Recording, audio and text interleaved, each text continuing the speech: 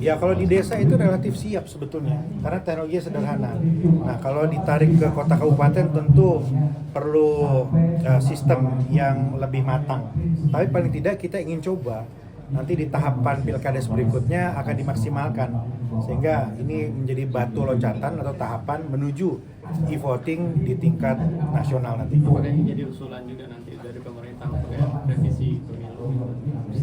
Ya, ya ruang itu ada, artinya ada ruang terbuka untuk mekanisme pemilihan berdasarkan digital atau e-voting.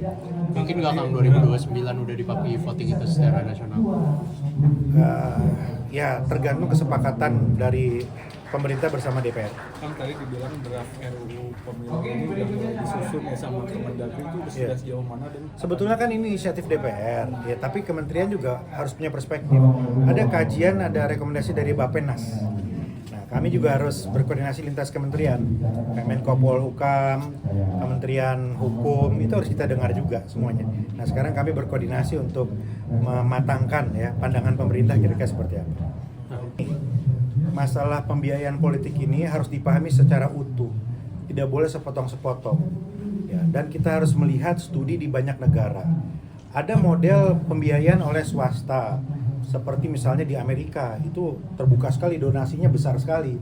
Ya, politiknya menjadi liberal dan ada kecenderungan pemilik modal yang menentukan. Tetapi beberapa negara di Eropa ini menganut sistem pendanaan oleh negara. Artinya apa? Ada negara yang memberikan bantuan bagi partai politik sehingga partai politik bisa melakukan fungsinya. Tapi catatannya tentu harus diiringi dengan transparansi. Catatannya harus diiringi dengan alokasi yang jelas untuk apa. Dan tentu pendanaan ini harus sama-sama diawasi nanti besarannya berapa, alokasinya untuk apa oleh semua, oleh KPK gitu ya, oleh oleh masyarakat ya, teman-teman kampus gitu ya.